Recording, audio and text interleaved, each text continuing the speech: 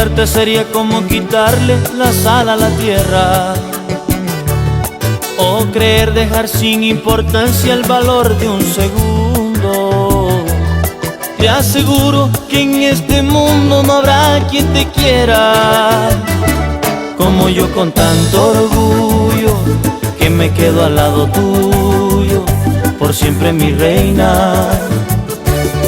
Tú llegaste a llenarme de amor y a borrar esas huellas de tantas heridas y tantas tristezas. Decidiste acabar el dolor que opacaba mi vida, ay, ay, ay. Y cómo se olvida a una persona tan dulce y tan tierna. Si olvidarte a ti es hablar de algo imposible, porque un día sin ti en mi vida es imposible. Yo a ti por siempre te voy a amar, y es que cada vez te quiero más. Solo espero y que de mí no esperes que te olvide, que te pueda olvidar. Es imposible. Martincito Vargas, Celeste Parra y Samir Montiel, tus angelitos lindos.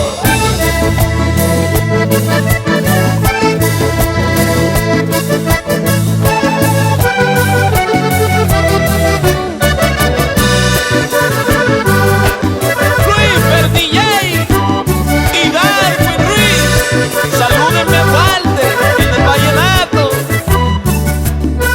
Olvidarte sería como quitarle las nubes al cielo, pretender que yo no soy feliz estando al lado tuyo. Si en mi vida de algo estoy seguro, de cuánto te quiero, ahí tengo de testigo el tiempo, cómo reacciona mi cuerpo con los besos tuyos.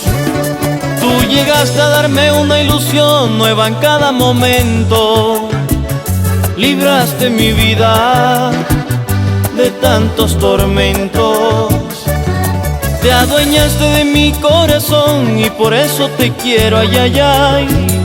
Y cómo se olvida tanta ilusión y tanto sentimiento. Si olvidarte a ti es hablar de algo imposible, porque un día sin ti en mi vida es imposible. Y yo a ti por siempre te voy a amar, y es que cada vez te quiero más.